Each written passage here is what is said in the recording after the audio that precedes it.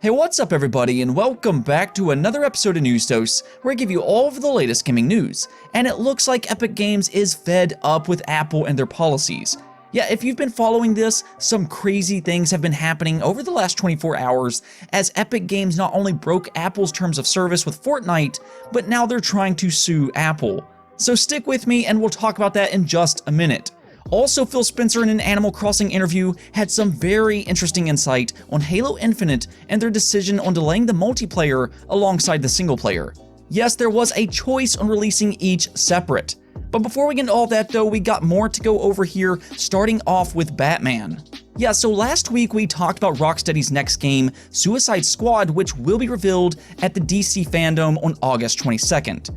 Well, it does have an official name now, Suicide Squad Kill the Justice League. Now this is an interesting game, mainly because Rocksteady is a great developer, but I am very curious to see how fans like playing as some of the villains of the DC universe.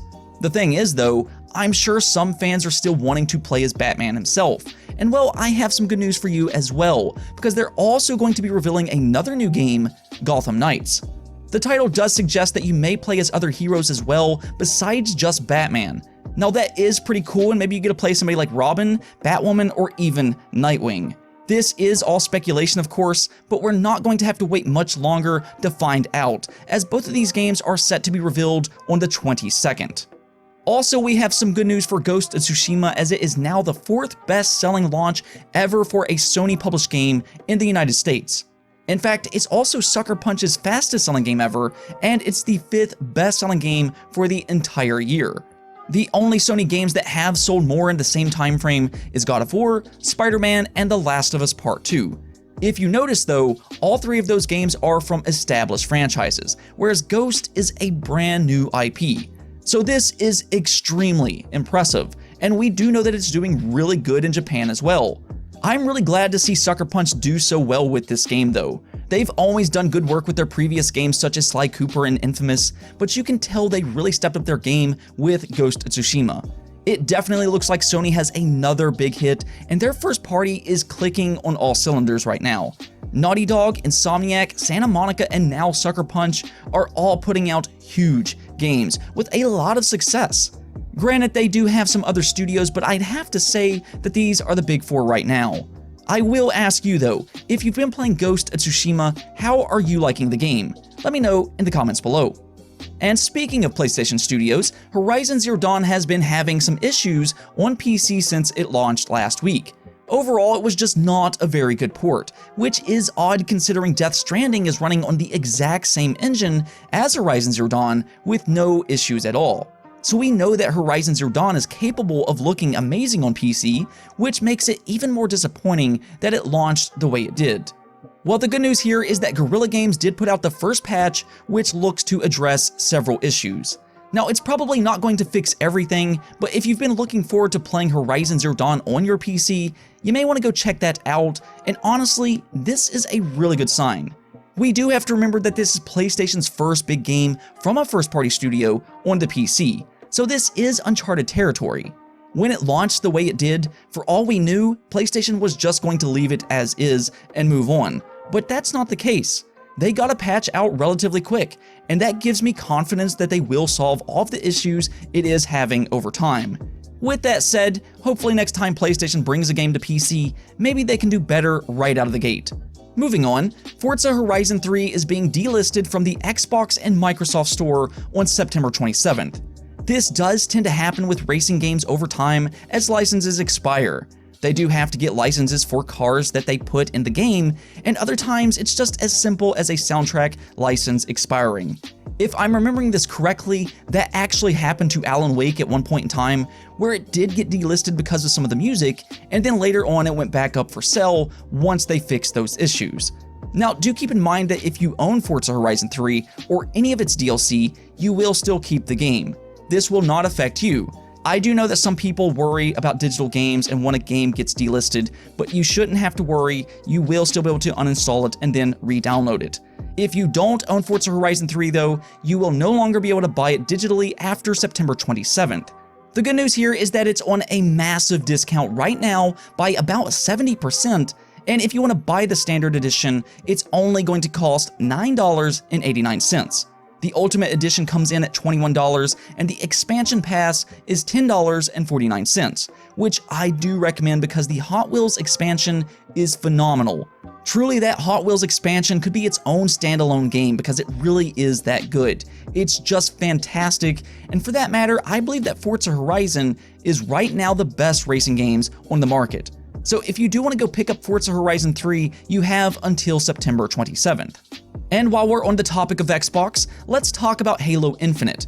So Phil Spencer did an interview on Animal Talking, which is a very interesting and creative way to do interviews. Animal Crossing, of course, is massive by this point, and New Horizons has now sold 22 million copies worldwide. So let's make use of that and do some interviews within the game. I mean, it's not like we can do them face to face right now, but Phil Spencer, per usual, had a lot of interesting things to say. One being the decision to delay Halo Infinite. I know that had to be an incredibly difficult decision to make, but he briefly mentioned that they had considered releasing Halo Infinite into parts. Basically, they could have launched Halo Infinite multiplayer side by side with the Xbox Series X, and then later on released the single player. Phil Spencer, however, said that by doing it that way, to all involved did not feel like that was the Halo release everybody wanted, which is why they ultimately decided to delay the entire game. I do find that to be an interesting decision because, technically, we could have played Halo Infinite's multiplayer this holiday on the Xbox Series X, and that could have been a big selling point for the Xbox Series X. In fact, the multiplayer has already been confirmed to be free to play, and I don't imagine the single player is as well. So I do think that they could have launched into parts with some success. Of course, Halo is one of the few franchises that has both a good single player and multiplayer, but as a fan of Halo, I would have been more than happy to just play the multiplayer and wait for the single player. I think a lot of other fans would have been okay with that as well. I mean, sure, the game may need some more time in the oven to make it look better visually, but I do think that the gameplay looks excellent with those old school Halo vibes, but in terms of multiplayer, performance is more important than anything else. This is why in games like Gears 5, the single player portion looks better visually, but the multiplayer has better performance. I mean, they even said that the multiplayer in Halo Infinite was running at 120 frames per second, so they do know this. It doesn't need ray tracing and super high textures. It needs to perform great, have good balance, and be fun competitively. Actually, when I play games like Overwatch on PC, I turn most of the settings down to low, even though my computer is more than capable of running at high settings. The reason I do that is so that I can have the best possible frame rate that I can get, because again, performance is absolutely critical when playing competitive games. So honestly, if you ask me, I like the idea of releasing into parts. Of course though, you may feel entirely different, and that's why I'm going to ask you, would you have been okay if they did release Halo Infinite into parts? On to our last topic though, some crazy things have been happening with Epic Games and Apple. Yeah, Apple has not been having a good time with the big game publishers here recently. They had some issues last week with Xbox and xCloud as they refused to let Microsoft put that on their store, which is definitely anti-consumer on Apple's part. And now they're having issues with Epic Games as well. So yesterday, Epic Games decided to change how you can pay for things in Fortnite, and instead of paying an extra fee to Apple and Google, instead you'd be paying Epic directly. This means that Apple and Google would no longer get a 30% cut, and consumers instead could pay less money.